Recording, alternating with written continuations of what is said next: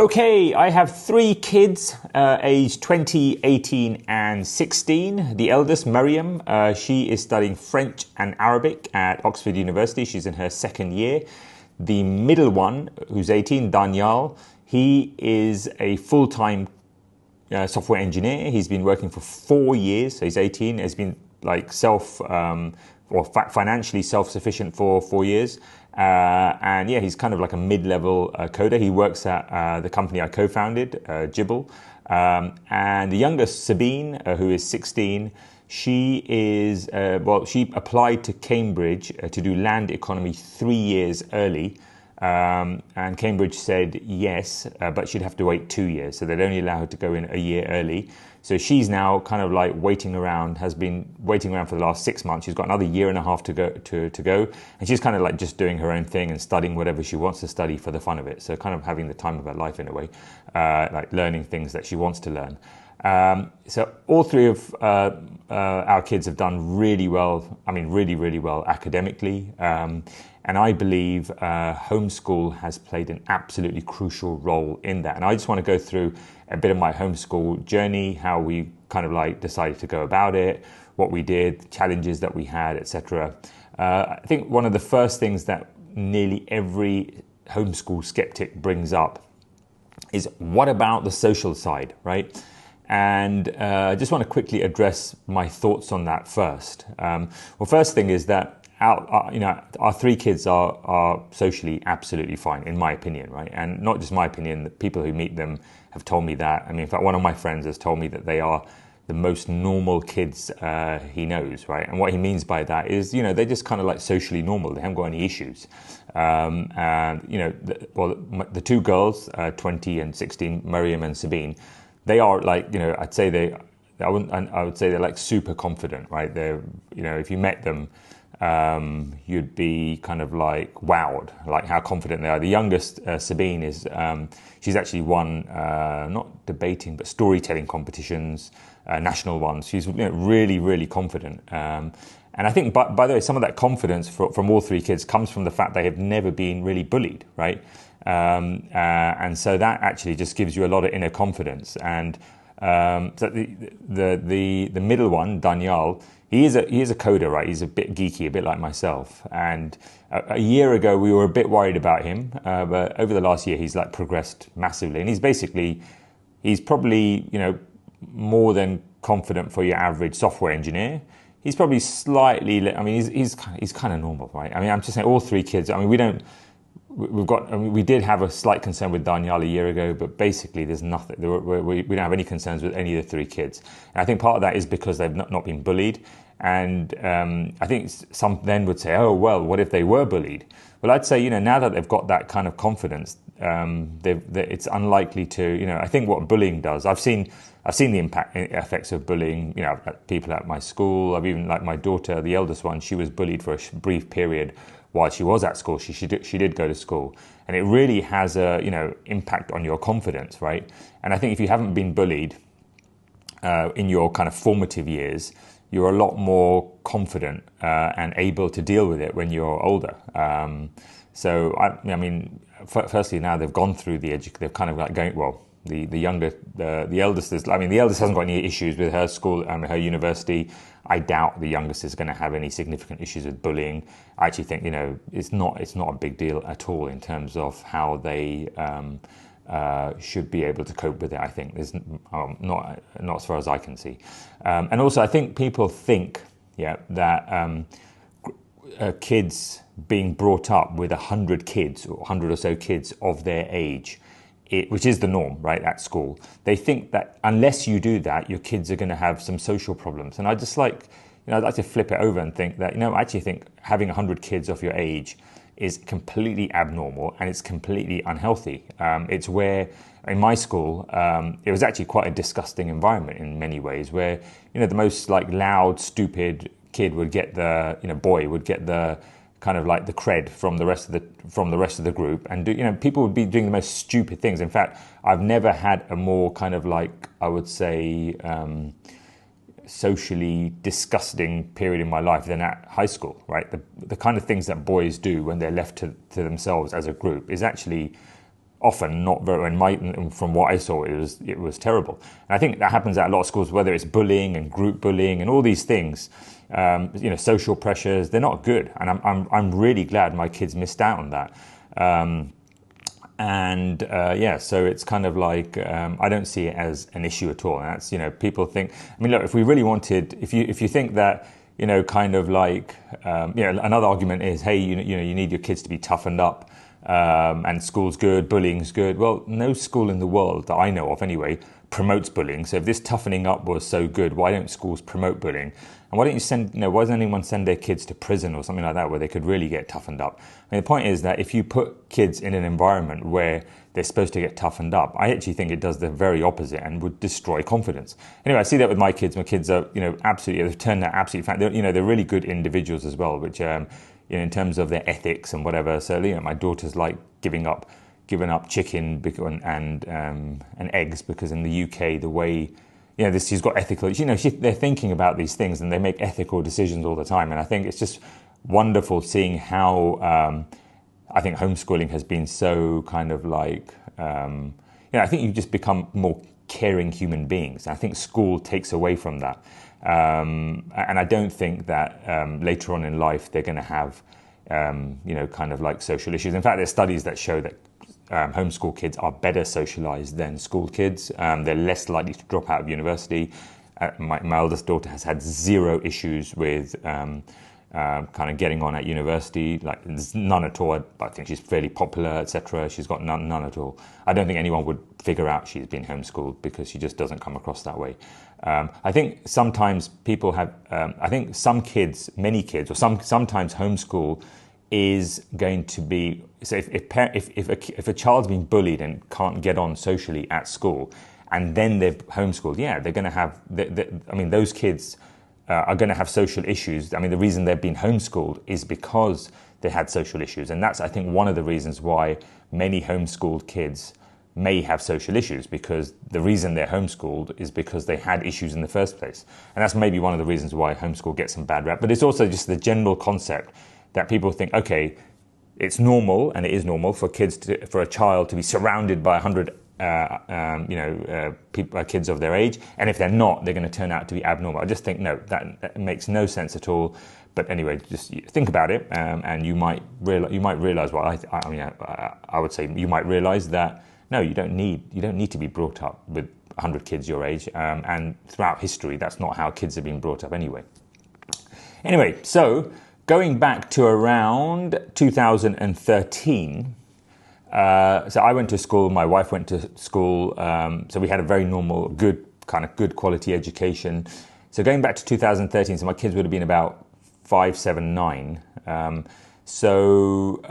Had you told me that you homeschooled your kids, I would have thought you were nuts. I had zero kind of like, I just thought homeschooling was, I thought homeschooling was for, losers basically, people who couldn't cope at school. And it was kind of like a really stupid thing to do.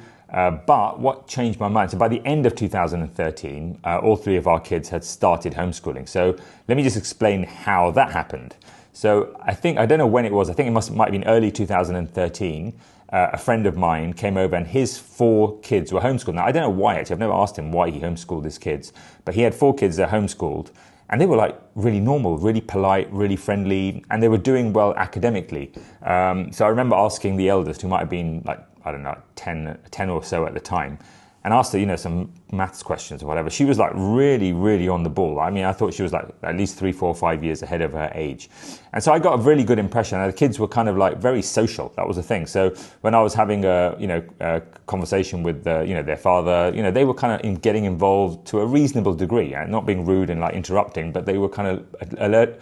They were kind of like paying attention, which most kids wouldn't do. So most kids are like, okay, these are adults. I don't want to talk. But their kids were kind of like very social with us, right? So I kind of like that. So I got a positive impression, but that wasn't enough for me to start thinking about homeschooling my own kids. But it was that first early impression that I got that, hey, homeschooling isn't that bad. Then a few things kind of happened. So my wife wanted our kids to go to a Asian school, like a local school. So we were in Malaysia at the time. We were expats in Malaysia. I'm from the UK. My wife is French. But so we were in Malaysia at the time. And so basically we, what was it? I mean, my wife wanted to go send the kids to a local school. I was a bit worried about the academics of these local schools. I thought incorrectly that the standard would be lower than the international schools, like the international private schools.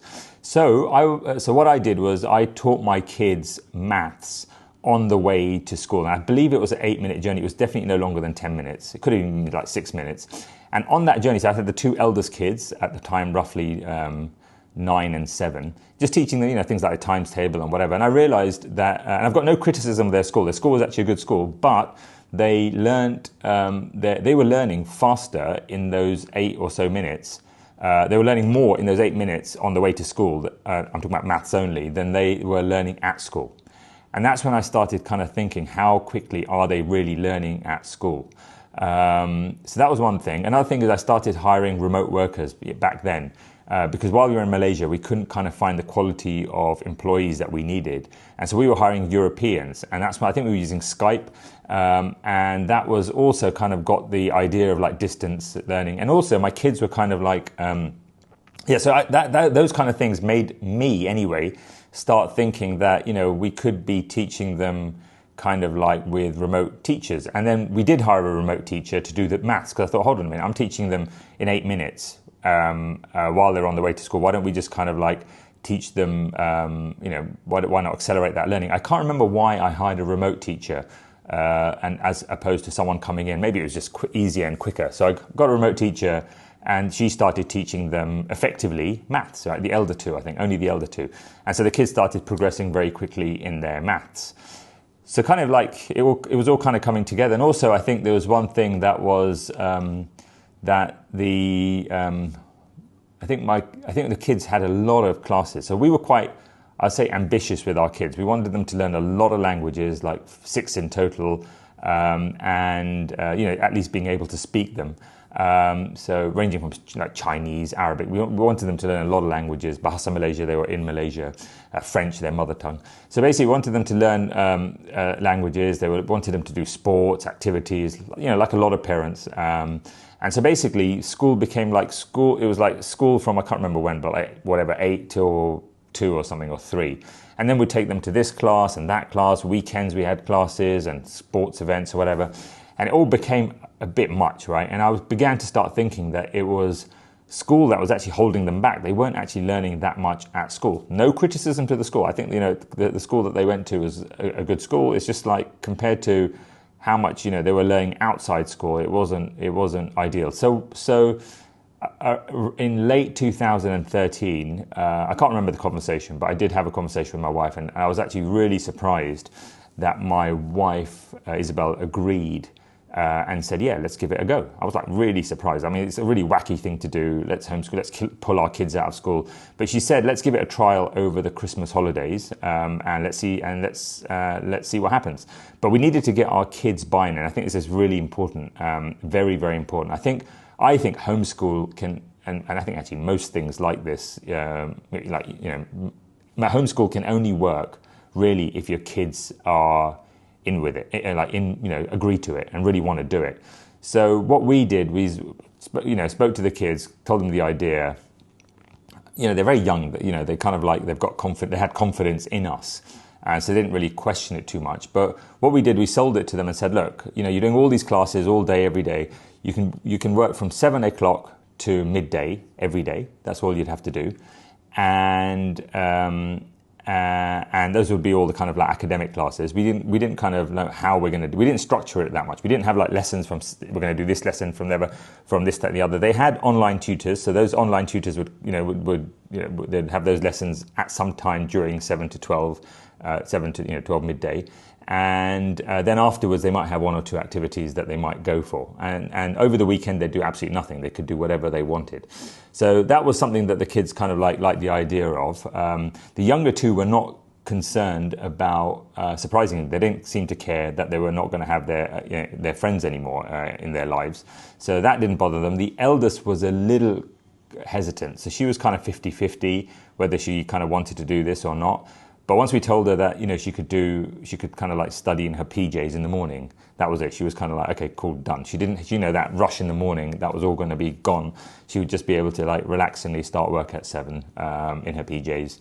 And so we started off that way. And the experiment over the Christmas holidays went really well. I think I was beginning to work remotely much of the time at that time myself. And what I would do is I would take the kids to cafes, just make it fun for them and work with them. And that was actually quite helpful as well. So we were quite involved, not so much we're not giving lessons we do have a whiteboard at home, but we hardly used it. I mean, I wouldn't prepare for lessons at 8 o'clock and stand up and give a talk or whatever. It was more a case of I was working with the kids and letting them get on with it, and me being there, and my wife as well. She was working from home as well. So basically, both of us would, for the most part, be kind of like around our kids, and I think just us working all the time I think that played a part in encouraging the kids working all the time, so they could see that we're getting on with our stuff, and I think that automatically kind of meant that they should presumably get on with their stuff, and they would. And so a lot of the learning was, online teachers, it was YouTube. So I think we decided quite early on that, look, we wanted them to learn the 6 languages. Actually, English, we didn't teach them English actually formally. So the girls kind of have always liked reading, and we just thought English, they're going to learn it from using it, right? From using it in their various subjects, we're speaking to them, etc., reading books. So we didn't actually teach them English. And in fact, to this day, apart from the eldest, none of them have an English GCSE, but their English is absolutely fine. The only reason the eldest has an English GCSE is because to get into university, they said to her, you need to have an English GCSE. So she did it, and she did it like she did a week of revision and I think she got an A star because she's really good at English, and basically just got the English grade when she was 18 or 17, like later than the GCSE is typically done at age 16.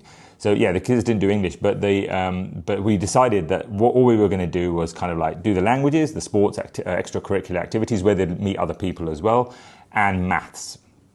And that was it, nothing else. And once they had the foundation of those subjects, like the maths and the English, even though we're not teaching them English, but all the kind of like education learning is done through English. Once they had that kind of level, then we would start teaching them the individual subjects that they needed to do. And we wanted to, rather than teach them, so what they do, so I did physics. So we also had this idea that, look, I did physics at school from the age of around 6 to 16, right? Well, I did actually all the way to degree, but talking about to get my GCSE. So I started probably doing physics at the age of 7, or maybe actually not at 6, but 7, 8 or whatever, to the age of 16. So did it for a good, 10 years. And we thought, look, we're just going to teach them. And I think most of that is kind of like useless, right? So what we thought we'd do, we kind of had it back at of our mind, is what we'll do is let them understand, get the foundations, maths and, English and, kind of like logic and, the ability to learn. And then they'll just do the GCSE or the O-level or O-level course at the end. And that's a specific course. So I'm kind of like thinking, going back to my school education, why was I learning physics from the age of 7 to 14 when the GCSE course only started at the age of 15? It was a 2-year course. So what we did, we just followed that 2-year course. And that 2-year course that you're supposed to start doesn't presume any physics knowledge. So kind of like, I did physics for like 8 years. But, what was I learning? And I went to a really good private school. This is many years ago, but the same thing applies today. Maybe if you're a parent, you should be thinking, why are my kids learning like this kind of irrelevant? I'm not saying it's irrelevant, but it's not getting them a qualification. And they're going to learn it in their GCSE anyway. The physics basically a kid who is 16 who's done physics GCSE, knows all the physics they need to know. So what is that, all that stuff that they learn from 7, 8 or whatever to 14? To me, it makes no sense. Anyway, we kind of saw that early on. So our plan was, what we would do is we would get them this foundation and then do the GCSE course directly. All right. So quite early on, we began to see that the kids' maths was progressing very quickly, which is no surprise because they're quite smart. The kids, by the way, at the school, all of our kids were in the top, I think their classes were about 20, 25 in size. They were like top 2 or 3. And a large part of that was probably because of the fact, my wife was quite kind of demanding and made sure they studied, etc. So, they weren't geniuses, but they were, smart kids, the kind of kids that could do really well, go to, really good universities, etc., come kind of like, top of the year or maybe top few or whatever. So basically, they started doing really well in their maths, and very soon it became quite. I think they started off with Khan Academy, and very soon it became apparent that, like within a few months, that they could actually start studying for their GCSE. And the way we did it essentially was we gave them. The GCSE comprises of two types of paper. One is like a mid-level. It's called. I can't remember what it's called. And one's a advanced one. So if you do the mid-level papers, the basic papers, even if you get 100%, I think the maximum grade you can get is a B or something, right? So they're much easier papers, right? And then there's the advanced ones, which are the ones that most people do, I think. And if you get if you get 100% in them, you can get an A star, right? So we started giving them the basic papers, and they started this is after they'd completed a certain level of Khan Academy. So I knew I kind of worked out what level they needed to get to in Khan Academy, which is an online web program. It's brilliant, by the way. So Khan Academy is an amazing way to learn. All it is questions. And by the way, just a quick point, for maths, the simplest, the best way to learn is simply questions. In fact, I'd say a major part of our kids' success in the sciences is the fact that they've almost exclusively worked from questions. In fact, the way I kind of learnt this myself was I studied physics at Oxford, and the way I learnt physics was simply not by going through lectures. I didn't even attend lectures. All I did, and this is the method at Oxford, by the way. So what you do is you're given questions of a subject you've never ever been taught, right? So you're given questions, and then you go to the library, do the research, answer those questions that you've never been taught anything about it, and then the following week you have a discussion about it, and it is an amazing way to learn. So you're just given questions, and then you answer them. And you're like, okay, how do I answer them? Well, you go and find out. And that's how you learn. That is the best way to learn that. Why? I don't know. So you can read lecture notes all day. You can read a book. You won't learn anything. I don't know why, right? But I kind of do know why, but it's kind of like, that's a theory, right? But the point is that if you go and do questions and then answer them, it sticks in your head, right? You're struggling. That's kind of why. Okay, so my kids we started doing questions, physics, the GCSE questions, the basic ones. They started getting good grades in them. In fact, in my blog, www.wonderyearschool.com, I've got actually their grades. I've got their marks and the date they did them for each paper, right? So you can actually, if you're thinking with your kids of doing the same thing, you can actually see exactly what marks my kids were getting in the papers. And in fact, my kids were marking the papers themselves after a while, because once they saw me marking them, because the mark schemes are all there, and if they understand the mark schemes, they know exactly what the examiners are looking for. It's like it's all, so you can see how much self-learning there is. So Khan Academy is kind of self-learning. So if the kids got stuck, they'd come up to me and say, look, I don't understand this. It'd take me 2 minutes to explain it to them, 5 minutes to explain it to them, and then they'd basically move on, right? And I'm with them often in cafes, going to them in cafes, kind of working with them, and that's kind of like a very important part of what made it work. And another thing is, by the way, that before the age of 13-ish, puberty, basically kids are far more likely to follow your instructions, and they were following my instructions. So later on afterwards, we've had lots of small issues with each of our kids, trying to motivate them and whatever, but all of them post-puberty, because pre-puberty, they'll do exactly what you tell them to do. And that's actually a bit of I think we were quite lucky in that, because I didn't realize that, but that's a golden period. Your kids before they hit their teens, that's a real golden period to kind of like where they can be pushed, that you can almost like tell them to do things and they'll do it. So anyways, going to cafes, having a great time. In the blog, you'll see loads of like photos of us having a great time, kind of like studying, ordering coffees and desserts and whatever. And it's a really special period. I'm obviously bonding with them as well. So they do their GCS, they do those basic papers, the elder two. So I realized that Daniel, the boy, he's kind of like, he's soon becoming as good as my daughter, who hates maths. So even though there's a 2-year gap, he was catching up with her. So then they basically, that made it a bit easier so we could teach them together. So they then started moving to the advanced papers, and soon they were getting consistent. They needed to get around, like, I can't remember what it was, but you needed to get 70% in the advanced GCSE papers to get an A. star, and they started getting 75, 80% very consistently. And by the way, GCSE exams, all the UK exams, whether it's GCSEs, A levels, can be done completely independently. You do not need to go to a school.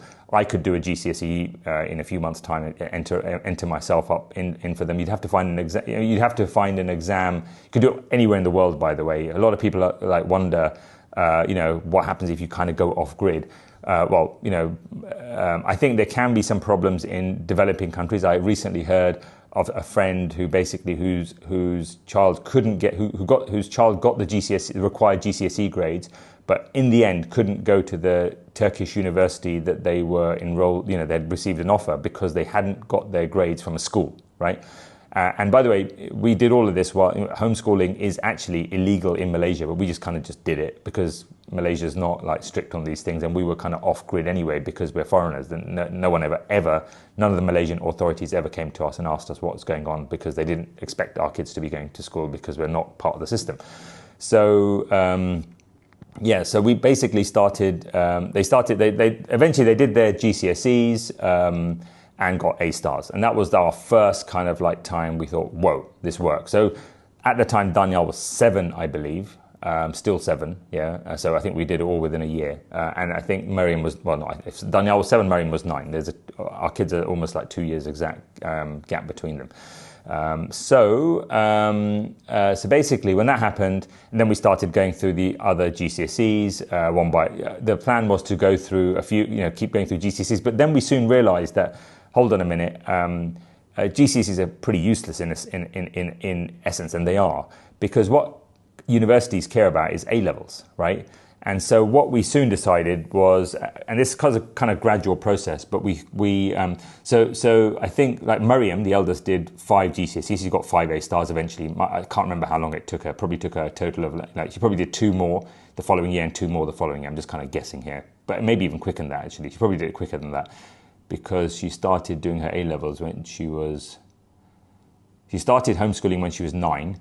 She had, I think, finished her A levels, or finished her first round of A levels. I'll explain that in a bit. When she was 13, so she'd done 3 A levels when she was 13. I can't remember what she got. She probably got A star, AA.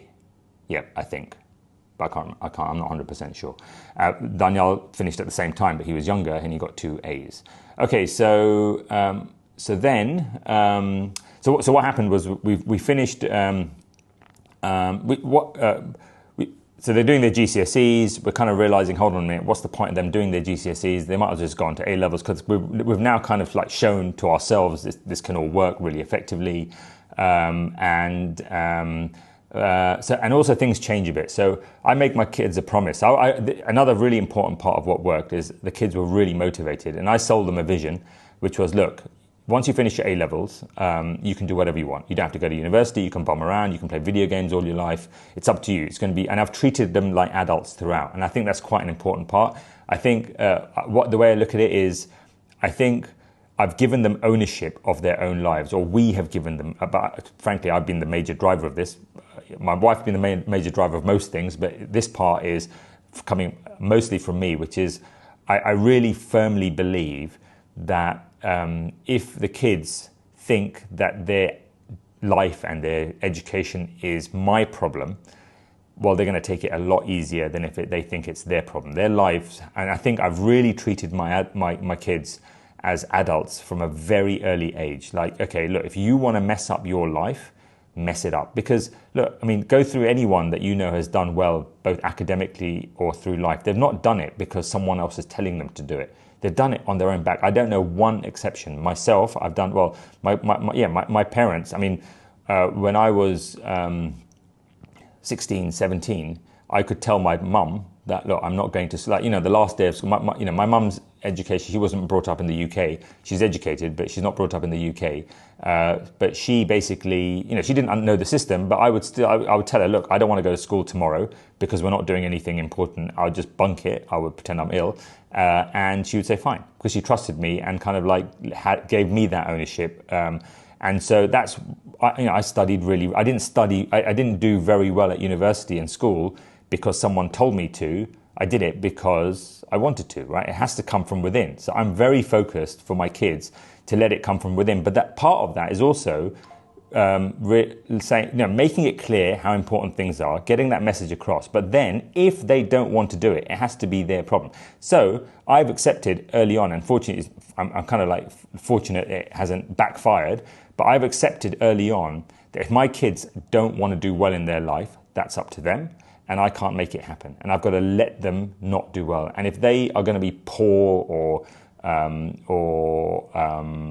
kind of like unsuccessful or whatever it is, because of choices they've made, I've got to let them do that, right? You cannot help someone who doesn't want to help themselves. And that's been a real firm part of my philosophy early on, from an early age, right? From their early teens, that look, if you don't want to study for them from the age of 13 has genuinely been optional, right? We have had, there have been periods where we've had to kind of like, so I'll go through an incident of why Maria, because the initial plan, by the way, was for them to do their A-levels and hopefully for them to do their own startups, businesses, but that didn't work out.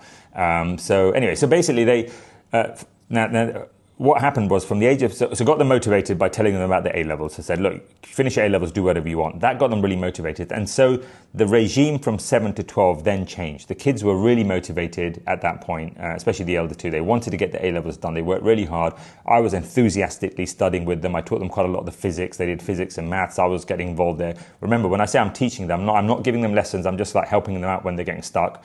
The methods we used for their papers and whatever are all in my blog, wonderyearsschool.com, wonderyearsschool.com. So it's kind of like, just giving them past papers. That's essentially how we taught them their maths and physics.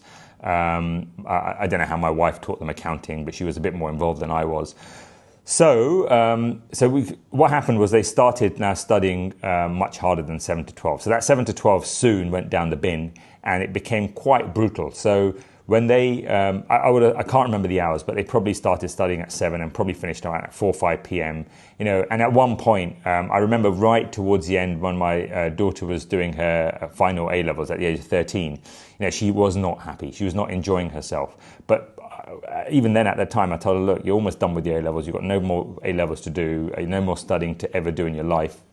That's not actually what happened, but at that time she was going to, the plan was finish A-levels, then do what you want, start a business, and she thought that, she kind of bought into my plan and thought she would be doing exactly that, because I'm a big believer that startups give you flexibility. I'm kind of like, in your life. Anyway, so then they started working really hard to the point it was often not fun. Yeah, it was not 7 to 12. It was, but it was optional. They were working themselves. There was a bit of pressure. We wanted to get it done quickly.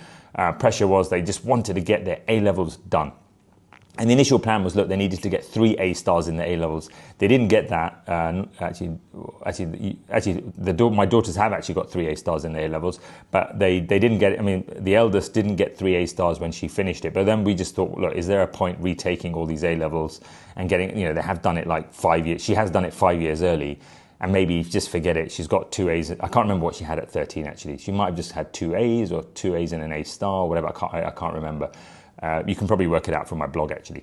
Anyway, so basically the elder two had finished the A-levels, so they would have done it 4 years, I think. 4 years after we started the homeschool project, which is actually quite amazing. So they'd finished the A-levels, and that time we kind of started trying to get them to do a startup. So my daughter was working for Jibble, and so was my son. So my son kind of like, my son basically, Daniel, he kind of bummed around for like a couple of years while he was trying to learn coding. He was supposed to learn coding by himself. He kind of like bummed around for a couple of years and was actually reading comics instead of coding for almost like a year and a half, or quite a long period, I can't remember. And so he kind of like lost a year and a half. That's fine. I think it's all part of learning. It's all good. He was like 11, 12, 13 at the time, so that's fine. And then basically I spoke to the co-founder of Jibble, said, look, could he get a job here? And he said, look, he has to pass these certain tests. And by the way, we would give this to other people as well. If other kids as well ever want to work at Jibble Group in the same way, would do the same thing. It wasn't especially for him. He gave him a list of courses. They said, look, if he does all of this, he can become a tester. So Daniel did all those courses. Eventually, got his head down after we spoke to him, etc. And he got his head down, started working on, started kind of learning coding stuff and whatever. And basically, he started becoming a junior tester. So he would test code. He couldn't code himself. He was just like testing code, right? So he would make sure that the applications, whatever, worked just before they're being released. It's a very kind of like administrative kind of role. And at that time, Mariam started working in marketing at Jibbl. She's kind of getting ready to start her own startup. So, but basically, Mariam was doing a good enough job. Yeah, both kids are getting paid, by the way, at this point. They're like 50, Mariam's 15, probably Daniel's 13. They're getting paid salaries, earning money. But Mariam at this point is not particularly. So Sabine's kind of like, she's now got her whole, Sabine the youngest, she's got her kind of like path set out for her. And she's doing things a lot more conservatively. So while Mariam and Daniel kind of just did the exams and, they didn't quite get the A stars, Sabine did the exams slower, but she absolutely caned everything. So she's now got 5 A stars, and like she got the highest mark in the world for accounting. She's completely caned. She's one of these she's really got. She's a real perfectionist. Everyone says they're a perfectionist. She really is, and she goes into an exam. Every exam she does, she says she's failed. She's done and I think she genuinely means it. And she kind of like really aces every exam. She's got 5 A stars, age 15. She probably started, and she was kind of delayed by COVID. I mean, she could have done the exams earlier, but she was like, no, I can't do the exam this year. I want to wait 6 months or whatever, and I'm not going to be ready. And so she's kind of like relatively delayed things, but she's done really well academically in terms of the grades. So she's kind of doing it at her own pace. And I think she only did, I'm not even sure about this, but she may have only done 2 GCSEs. So we just didn't bother with the GCSEs with Sabine. I can't remember. I think she might have done 3. Daniel did only 3 GCSEs. They all got A stars in all their GCSEs. Another thing to note is that, GCSEs is the exam for 16-year-olds. GCSEs are way, way easier than A-levels. So way easier, right? So that, I think we were a bit overconfident. The reason why Mariam and Daniel didn't get A stars in their maths and physics, I don't think they got A stars in them, was because basically, but they got their A stars in the GCSEs, and I didn't bother teaching them.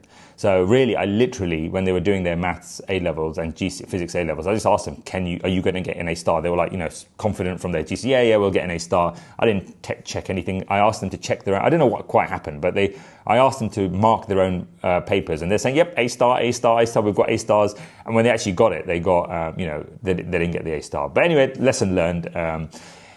Anyway, so Mariam Mariam is now 15. Going back to Mariam is 15. Daniel's 13. Daniel's kind of entry-level code. He's not a coder. He's a tester, beginning to learn code. I think actually his first year he didn't get paid anything. He was kind of like working for free, or first 6 months, or I can't remember what it was.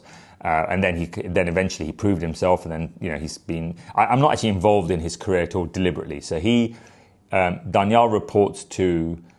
There's 2 levels of reporting that Daniel reports to one person who reports to another person who reports to me, right? So I'm really not involved, and you believe it or not, if he's not good enough, he will get fired, but he is good enough. I mean, the reason why he was hired, I mean, when you've got someone who's got done their A levels at the age of 11, you kind of want. I'd say that's someone you kind of you want in your company. So it makes sense anyway. And he's not expected to take over the company or be that's not going to happen. It's like a 0% chance. I mean, he's as likely as anyone else in the company to eventually become the CEO. I mean, Jibbl is a company that is run by, we've got lots of shareholders. It's not my company. Okay, so anyway, going back to Mariam, so she's kind of like doing well, but not really well. So she's actually becomes a very senior person in the marketing team. She has a good start, but eventually she starts losing a bit of focus, and her work's not good enough, basically. So Daniel's cruising along. He's like fine. Sabine's cruising along. Mariam's having a few issues, right? So she's not really giving it her all. And we're like, look, you're not going to go to university, right? The plan is at this time not to go to university. You're going to do a startup. But if you're kind of like just kind of getting by, doing an okay job, not worthy of being fired, but certainly not like a high flyer, right? So we've got high flyers in the company. We expect Mariam to be one of those high flyers, but she's not doing it. So over the course of like a year, we kind of like keep going, pressure builds up, and my wife and I are having conversations with her with, why are you not doing well? So every time she'd come back and say, okay, that's it, I'm going to sort myself out and improve. So one day, when she's probably around, time goes by, she's doing okay and whatever. I think by the time she's early 17, she's like early in her, around 17, maybe 16, but probably around 17. Yeah, I think it was 17. She says, okay, look, I don't want to do this. Right, we're like a bit surprised, and she really, pressure is building up, right? It's not just over a few months; it's over like a couple of years and whatever, or more like a year.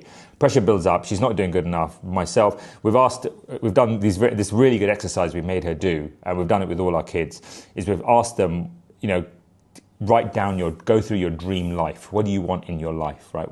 Realistically, what is possible do you want in your life, and kind of picture it and write it out. And really you learn a lot, and I think it's a really good exercise to do with kids, like when they're not motivated, to get them to ask what realistically could they do. I mean it could be like, something that is possible, but kind of like difficult, really difficult to do. So it could have been something, I want to become prime minister of whatever. I want to become, a CEO of a unicorn, or whatever it is, or it's something really like ambitious. Or I just want to be a teacher. I want to be living in a village in Turkey or whatever, right? So it could be whatever. I want to have 7 kids, but what do you want in your life, and why don't you try getting there? Because that is really motivating. So you write down what you can do, and then you work towards it. And I think it's important that kind of like you can direct those goals somewhat, but if that's what the kid wants, I think you've kind of got to go with it. So anyway, so I can't remember what happened from that exercise, but that did help in terms of her writing down her goals. But eventually she says, look, I don't want to be startup. I don't like this kind of tech space. That's not me. I want to study French and Arabic, right? And I want to become an academic. Basically, that's what she says. I want to teach people. She actually wants to become a teacher ultimately. And we kind of like thought, okay, do you really want to be a teacher? Why not like open yourselves for academia, like, higher level education? And, she might end up just becoming a teacher, but she said, look, she wants to teach, right? So she decides that she wants to become a teacher. And then that's when we go, okay, well, if you want to become a teacher, well, now suddenly we've been talking about not having degrees and basically, you kind of like doing a startup. Well, that changes everything. If you want to be a teacher, you want to become an academic, you need qualifications. And that's when we started, like, I wouldn't say panicking, but, we started thinking, okay, look, you basically got to go to university. And she agreed. So she's all in on this. And then basically, so she's like, at the age of 17, she's got like 4 or 5 years work experience. And she's basically now applying to university. And she applies to university. Then when as that suddenly changes, she drops out of Jibble, stops working at Jibble, and then realizes that she had a massive advantage. So basically, both Miriam's parents went to Oxford. So she decided to go to Oxford. Cambridge would have been the same thing. Once Oxford and Cambridge effectively have the same system. So she found a course at Oxford, French and Arabic, and basically then she started studying for her A levels. And so she started adding to A levels. So at the time, that's it. Okay, now I remember. So at the time she applied to Oxford, she had 2 A's and a B. Yes, not 3 A's. Or an A. As I mentioned earlier, she had 2 A's and an A star. No, she had 2 A's and a B in her A levels. I think the B was in biology, maybe. Or maybe math. No, maths, yes. So she got A in biology, A in physics, and A in biology, A in physics, and B in maths. She really doesn't like maths. It's like a year before she applies.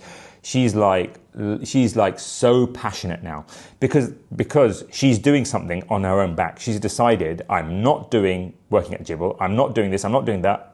She's like a lady with purpose, right? So she starts studying French, Arabic, and she prepares for the Oxford exams. She's working flat out and so passionate. Absolutely loving what she's doing. So she absolutely aces her. She really does. I think she got 100%. She may have got 100% in both of the Oxford entrance exams. Like, so there's 2 tests that they give. One is to decipher an old language, because that's what she's doing, a classical Arabic, and one is French. I can't remember, but she did 2 exams. Both of them she absolutely aced, right? No, one she knows she got 100% in, and the other one she thinks she got 100% in. They never got back. They never gave her exam result back because she asked them and they just ignored her message twice.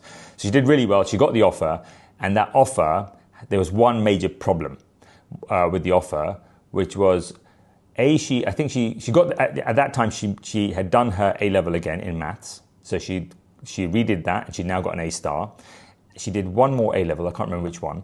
And then she basically had to get an A star in her Arabic. They gave her an offer, Oxford gave her an offer conditional to her getting an A star in Arabic. The problem was she hadn't done a GCSE in Arabic, and she'd only done Arabic out of interest. So she was doing Arabic out of interest. So she's got all these notes and whatever. She's been going to all these classes, quite high level classes, but out of interest. So she hasn't done any form of study. And the biggest problem was that Arabic A level is typically done by Arabs, right? So everyone in that room is going to be an Arab, right? And she's not.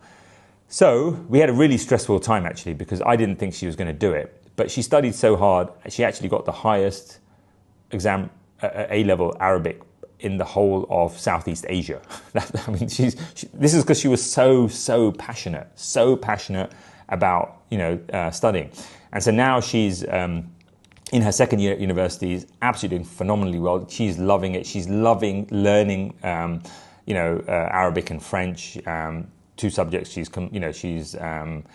decided that she's doing it off her own back, and I think that's another part of what's been effective with us is we're letting our kids throughout make their own choices and do what they want, and that's been highly effective for us.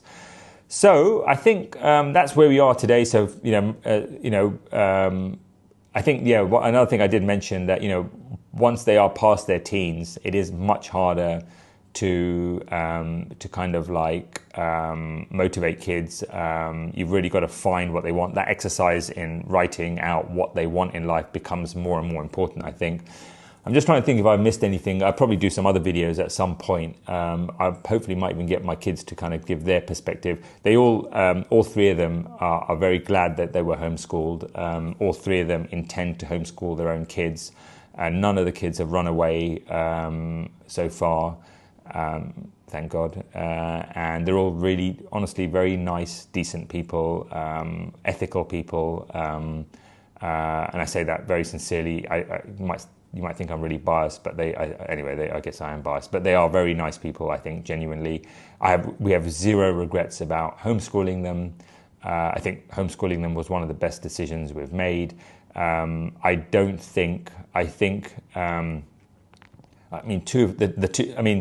The two kids that wanted to go to Oxbridge both got into Oxbridge. I think Daniel actually probably, out of the three, he would have probably got in the easiest, because had he wanted to get into Oxford or Cambridge, he would have probably gone for physics, and he would have, he kind of was the youngest person in the world to have done an A-level. He could have probably done it relatively easily.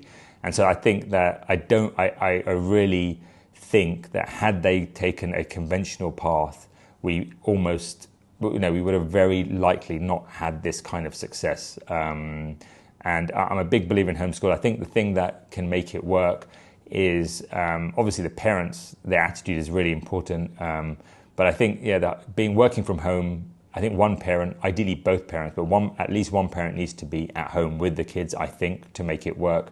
And I think one parent, at least, ideally both, in our case it was both, need to be quite kind of like, you need to have high standards. And I think where I see homeschooling not working is where parents don't kind of like drive their kids enough. I mean, like, I went through the effort of taking my kids to cafes to motivate them. We didn't just let it, we had high standards for our kids from the beginning, I guess, and we would have accepted it, but what I'm saying is we kind of expected good things or really good things from our kids, and that played a very important role. And I'm just trying to think, I think with working from home these days, a lot of people can work from home. The working from home and remote and homeschooling, that is just like, which is what we had basically. That is just the most amazing combination. And I guess we didn't travel much, but because I wasn't, we didn't travel much. Now we're doing a lot more of that, so it's quite cool. I'm actually in Istanbul right now. And yeah, it's kind of cool. I can just go and visit my family. They can come over here. Everyone's got their own kind of like my daughter's. I can't say where she is. I've been told not to say where she is, but she's in another country, and she's doing her second year placement abroad, and I'm about to visit her actually. There's so many different. It's just so cool actually, and I think another part of it is that I think ultimately, yeah, look, every family's got issues and problems and whatever, but I think we have built around homeschooling a super cool kind of like family, which I think a lot of people should be striving for. And I'm just trying to think if I've missed anything else. No, I haven't. Well, I probably have missed lots of different things. But yeah, that's all I have to say. Thank you very much.